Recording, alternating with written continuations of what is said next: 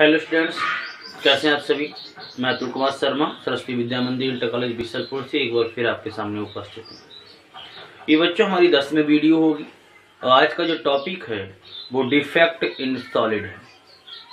बहुत ज़्यादा important topic बच्चों रहता है, इससे कई बार क्वेश्चंस पुटअप हुए हैं, इसलिए आज की वीडियो आपके लिए बहुत ज़्यादा इंपॉर्टेंट होने वाली है। तो बच्चों आज का जो अपना टॉपिक है वो ठोसों में अपूर्णता या दोष। दोष को हम लोग इम्परफेक्शंस भी बोलते हैं या फिर डिफेक्ट्स भी बोलते हैं। तो आपको ध्यान रखना है कि हम लोग इसको इम्परफेक्शंस भी कह सकते हैं और डिफेक्ट्स भी कह सकते हैं। चलिए बच्चों मैं बताता हूँ आखिर ऐसा क्या होता है कि ठोस में दोष उत्पन्न हो जाता है। बच्चों मान लेता हूँ, एक बात और बता दूं आपको, जो मैं यहाँ पर सॉलिड की बात बच्चों कर रहा हूँ, इस सॉलिड से मतलब केवल और केवल क्रिस्टलीय सॉलिड से है, क्योंकि आपको पता है हम लोगों ने अक्रिस्टलीय सॉलिड को वहीं पर छोड़ दिया था, केवल उसके जो भी इंपॉर्टेंट टॉपिक से उसको क्लियर करके वहीं पर रोक दिया था। और हम लोग जो अब तक सॉलिड पढ़ते हुए आए हैं वही क्रिस्टलीय सॉलिड है। तो इसीलिए हम लोग जो यहाँ पर सॉलिड्स की बात कर रहे हैं उससे केवल मतलब क्रिस्टलीय सॉलिड से। क्रिस्टलीय सॉलिड भी कौन सा मैं आपको बता दूं, एक बार रिकॉल करा देता हूँ। क्रिस्टलीय सॉलिड से मतलब होता है जिसमें जो अवयवी कण होते हैं, जो कॉन्स्टिट्यूशनल पार्टिकल्स होते हैं, वो डिसिप्लिन ऑर्डर में अरेंज रहते हैं, वो भी लॉन्ग रेंज के लिए। इट्स क्लियर, लॉन्ग रेंज के लिए अरेंजमेंट रहते हैं। जबकि अक्रिस्टलीय में क्या होता था, वहां पर जो भी पार्टिकल्स हुआ करते थे वो डिसिप्लिन ऑर्डर में तो अरेंज थे but in short range. That's clear हो गई। तो चलिए हम लोग बच्चों बात करते हैं। मान लेता हमारे पास किसी क्रिस्टल की स्ट्रक्चर हमने देखो यहाँ पर ड्रॉ की है और यह स्ट्रक्चर बहुत ही डिसिप्लिन है, रेगुलर अरेंजमेंट में व्यवस्थित है और बच्चों वो भी लॉन्ग रेंज में। अब कुछ ऐसा हो जाए किसी भी कारणवश, वो कारण कौन सा होगा वो बाद की बात है, लेकिन जो मैं आपसे कहने वाला हूँ ये आपके काम की बात है। किसी भी कारण से कुछ ऐसा हो जाए कि यहाँ का मान लेता हूँ कोई एक पॉइंट गायब हो जाए, मान लेता हूँ कोई एक पॉइंट गायब हो जाए। गायब भी हो सकता है, पॉइंट्स में वृद्धि भी हो सकती है, पॉइंट्स में कमी भी हो सकती है। तो ये बहुत से कारण ऐसे होंगे जिससे बच्चों इस पूरी क्रिस्टल की स्ट्रक्चर में बच्चों जो डिसिप्लिन ऑर्डर था बच्चों वो ब्रेक हो जाएगा। जो एक रेगुलर व्यवस्था चली आ रही थी बच्चों वो टूट जाएगी, वो फेल हो जाएगी। और जब स्ट्रक्चर की डिसिप्लिन अरेंजमेंट में किसी भी प्रकार की या अव्यवस्था उत्पन्न होगी तो बच्चों निश्चित रूप से आप जान लीजिएगा उनकी फिजिकल प्रॉपर्टीज में भी परिवर्तन आ जाएगा। जैसे ही किसी भी कारण से चाहे पॉइंट्स गायब हो जाए, चाहे पॉइंट्स में वृद्धि हो जाए, चाहे पॉइंट्स में कमी हो जाए, इन सब को हम लोग आगे कैटेगराइज करेंगे। लेकिन यहाँ पर एक बात आती है कि किसी न किसी कारणवश बच्चों यहाँ से जो स्ट्रक्चर आप देख रहे हैं उस स्ट्रक्चर की रेगुलर अरेंजमेंट में किसी न किसी प्रकार से बच्चों अव्यवस्था उत्पन्न हो जाएगी। और इस अव्यवस्था के उत्पन्न होते ही बच्चों एक बात ध्यान रखिएगा, इस क्रिस्टल की फिजिकल प्रॉपर्टीज में भी परिवर्तन आ जाएगा। और जैसे ही क्रिस्टल की बच्चों फिजिकल प्रॉपर्टीज में परिवर्तन आ जाएगा तो आप समझ लीजिएगा बच्चों डिफेक्ट इन सॉलिड उत्पन्न हो गया, दोष उत्पन्न हो गया, इम्परफेक्शन इन सॉलिड उत्पन्न हो गया। That's clear. यहाँ तक किसी को कोई समस्या हो तो बताइए। पॉइंट्स किसी भी तरह से गायब हो जाए, उसमें वृद्धि हो जाए, उसमें कमी हो जाए, तो ऐसा होने से स्ट्रक्चर में भी परिवर्तन हो जाता है। और जैसे ही स्ट्रक्चर में परिवर्तन होता है बच्चों आप एक बात ध्यान रखिएगा, उस सॉलिड की फिजिकल प्रॉपर्टीज में भी परिवर्तन हो जाएगा। और जैसे ही बच्चों स्ट्रक्चर और फिजिकल प्रॉपर्टीज में चेंजेस उत्पन्न होंगे, मैं कह सकता हूँ सॉलिड में डिफेक्ट उत्पन्न हो गया, सॉलिड में इम्परफेक्शंस उत्पन्न हो गए। That's clear. अब मैं आगे बांटता हूँ, इन दोषों को कैटेगराइज करता हूँ किस तरह से, आप एक बार देखिएगा। मैं यहाँ पर दोषों को बांटता हूँ बच्चों। ये जो ठोस में दोष हैं बहुत अलग अलग किताबों में अलग अलग तरीके से आपको मिलेगा, लेकिन मैं आपको बिल्कुल सरल तरीके से बच्चों इसको बांट करके दिखाता हूँ। ये जो आप देख रहे हैं ठोसों में दोष की मैं बात कर रहा हूँ बच्चों। ठोसों में दोष को दो भागों में बांटा गया है। बहुत ध्यान से एक एक पॉइंट सुनिएगा बच्चों। ठोसों में दोष को दो पार्ट्स में डिवाइड किया गया है। पहला जो पॉइंट है बच्चों, पहला जो दोष है वो कहलाता है पॉइंट डिफेक्ट। पहला जो डिफेक्ट है वो कहलाता है पॉइंट डिफेक्ट बच्चों, मेरे बहुत ध्यान से सुनिएगा। और जो दूसरा डिफेक्ट है वो कहलाता है इलेक्ट्रॉनिक डिफेक्ट। Electronic defect.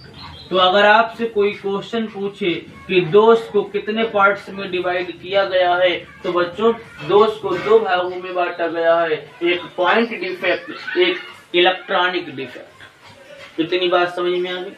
एक नाम मैं और बताता हूं बच्चों कि जो पॉइंट डिफेक्ट है इसी को एक नाम और भी दिया गया है, उसको भी ध्यान रखिएगा। इसको नाम दिया जाता है एटॉमिक डिफेक्ट। इसको जो नाम दिया जाता है बच्चों वो एटॉमिक डिफेक्ट दिया जाता है। एटॉमिक डिफेक्ट के साथ साथ हम लोग इसको एटॉमिक इरेगुलर अरेंजमेंट डिफेक्ट भी कह सकते हैं। एटॉमिक इरेगुलर अरेंजमेंट भी हम लोग इसको कह सकते हैं। तो हमने देखेगा बच्चों इस दोष को दो पार्ट्स में डिवाइड किया है, पॉइंट डिफेक्ट या एटॉमिक डिफेक्ट, और दूसरा बच्चों इलेक्ट्रॉनिक डिफेक्ट। इतनी बात क्लियर होगी। मैं आगे की बात करता हूँ। जो आप पॉइंट डिफेक्ट बच्चों देख रहे हैं इसको पुनः तीन पार्ट्स में डिवाइड किया गया। एक एक पॉइंट आप लोग बहुत ध्यान से देखना। इसको फिर से बच्चों तीन पार्ट्स में डिवाइड किया गया है। पहला जो पार्ट डिवाइड किया गया है आप देखिएगा वो आपका दे रखा है स्टाइचियोमेट्रिक। स्टाइचियोमेट्रिक डिफेक्ट बच्चों इसको हम लोग बोलते हैं। मैंने यहाँ पर बहुत ध्यान से आप देखिएगा एक एक बात स्पष्ट की है। इसको कितने पार्ट्स में डिवाइड किया? इसको बच्चों तीन पार्ट्स में डिवाइड किया गया है। स्टाइचियोमेट्रिक डिफेक्ट में दूसरा बच्चों जो इसका पार्ट है वो कहलाता है non stoichiometric defect. Non stoichiometric defect, non stoichiometric defect. तो बच्चों देखिएगा ये दो पार्ट्स में डिवाइड हुआ अभी। अब तीसरे पार्ट की मैं बात करता हूं, और जो तीसरा पार्ट बच्चों दे रखा है वो इम्प्योरिटी डिफेक्ट कहलाता है। जो तीसरा पार्ट दे रखा है बच्चों वो इम्प्योरिटी डिफेक्ट कहलाता है। तो आप देखिएगा दोष को कितने पार्ट्स में डिवाइड किया गया? दोष को दो पार्ट्स में डिवाइड किया गया, पॉइंट डिफेक्ट, इलेक्ट्रॉनिक डिफेक्ट में। पॉइंट डिफेक्ट को एटॉमिक डिफेक्ट भी कहते हैं, और एटॉमिक डिफेक्ट यानी पॉइंट डिफेक्ट को फिर से तीन भागों में बांट दिया गया, स्टाइचियोमेट्रिक डिफेक्ट, नॉन स्टाइचियोमेट्रिक डिफेक्ट और बच्चों इम्प्योरिटी डिफेक्ट। आप जब ध्यान रखिएगा जब मैं इस वीडियो को अपलोड करूंगा हो सकता है साइज छोटा हो जाए, इसीलिए बच्चों मेरी आवाज को बहुत ध्यान से सुनिएगा। मेरी आवाज को आप ध्यान रखेंगे तो आपको लिखने में आसानी रहेगी। फिर बच्चों मैं आगे की बात करता हूँ। ये जो स्टाइचियोमेट्रिक डिफेक्ट आप देख रहे हैं बच्चों इसको फिर से चार पार्ट्स में डिवाइड किया गया है। वो चार पार्ट्स कौन कौन से मैं आपको बताना चाहूंगा, देखिएगा बच्चों। इसको फिर से चार पार्ट्स में डिवाइड किया गया है। जो पहला पार्ट है वो कहलाता है वैकेंसी डिफेक्ट। जो पहला पार्ट दे रखा है वो कहलाता है वैकेंसी डिफेक्ट। आप बहुत ध्यान से देखिएगा, ये वैकेंसी डिफेक्ट हो गया। जो दूसरा बच्चों पार्ट दे रखा है उसको बहुत ध्यान से सुनिएगा, उसको कहते हैं इंटरस्टिशियल डिफेक्ट बोलते हैं। तो अभी ये दो पार्ट हुए, लेकिन मैंने कितने पार्ट में डिवाइड करने को बोला है? चार पार्ट में। पहला वैकेंसी डिफेक्ट, दूसरा इंटरस्टिशियल डिफेक्ट, उसके बाद तीसरे की मैं बात करता हूं बच्चों। जो तीसरा पार्ट आता है बच्चों शॉर्टकी डिफेक्ट कह सकते हैं हम लोग, उसको हम लोग शॉर्टकी डिफेक्ट बोलते हैं बच्चों। ये तीसरा पार्ट है, शॉर्टकी डिफेक्ट बोलते हैं। और बच्चों जो चौथा भाग जाता है उसको हम लोग फ्रैंकल डिफेक्ट कहते हैं। Frenkel defect. तो बच्चों अगर आपसे कोई पूछे स्टाइचियोमेट्रिक डिफेक्ट को कितने पार्ट्स में डिवाइड किया गया है, तो चार पार्ट्स में डिवाइड किया गया है। पहला वैकेंसी डिफेक्ट, दूसरा इंटरस्टिशियल डिफेक्ट, तीसरा शॉर्टकी डिफेक्ट और चौथा बच्चों फ्रैंकल डिफेक्ट। मैं आपको एक बात और बता दूं, एक जानकारी मैं और दे दूं बच्चों। ये जो आप वैकेंसी डिफेक्ट, और इंटरस्टिशियल डिफेक्ट की बात कर रहे हैं, ये दोनों के दोनों बच्चों नॉन आयनिक कंपाउंड में प्रेजेंट रहते हैं। ये मैं आपको एक अलग से बात बता रहा हूं। ऊपर के जो दोनों डिफेक्ट हैं, कौन कौन से डिफेक्ट मैंने बताए, वैकेंसी डिफेक्ट और इंटरस्टिशियल डिफेक्ट, ये दोनों बच्चों नॉन आयनिक कंपाउंड्स में प्रेजेंट रहते हैं।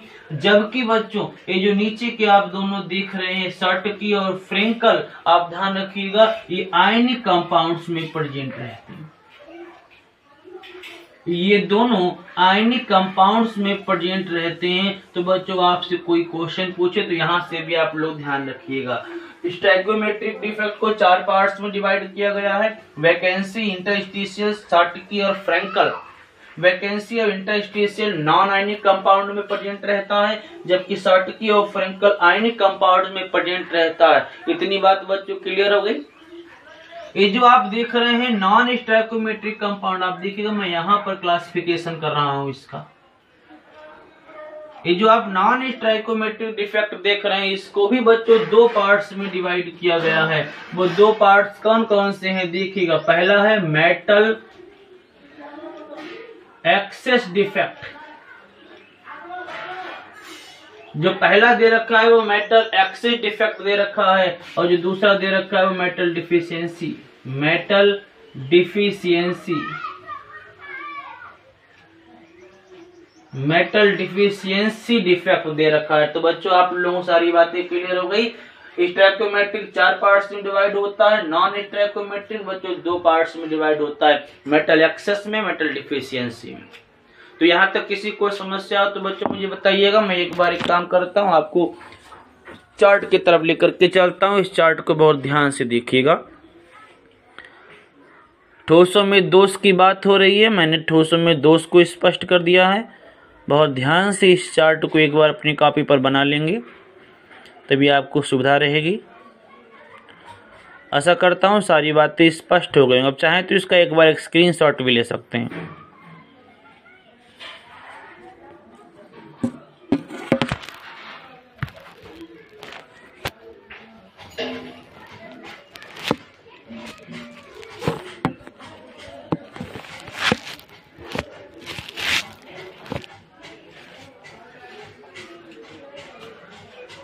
सारी बातें क्लियर हो गई होंगी बच्चों। मैं अगली वीडियो में प्रत्येक प्रकार के डिफेक्ट्स को क्लासिफाई करूंगा। तब तक के लिए घर पर रहिए, सेफ रहिए।